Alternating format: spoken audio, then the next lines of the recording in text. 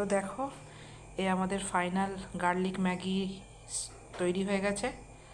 আর এই যে আমি কি করেছি দেখো, তোমরা বুঝতে পারছো, ডিমের পোচ করে এর উপরে দিয়ে দিয়েছি। তোমরা এইভাবে খেতে পারো। আর তোমরা যদি মনে করো যে ফ্রাই করে খাবে, তো ডিমটাকে কুচি কুচি করে যেমন ফ্রাই হয় ওরকম করেও তোমরা এর উপরে দিয়ে খেতে পারো। আমি ডিমের পোচের মতো করে এরকম করে দিয়ে দিয়েছি। ঠিক আছে, শুধু আমার কাছে একটা জিনিস নেই যেটা দিলে আরও টেস্টটা বাড়তো, সেটা হচ্ছে লেবু। এর উপরে একটু লেবুর রস দিলে এর টেস্টটা আরও বাড়তো। আমার কাছে আনফর্চুনেটলি নেই ওটা।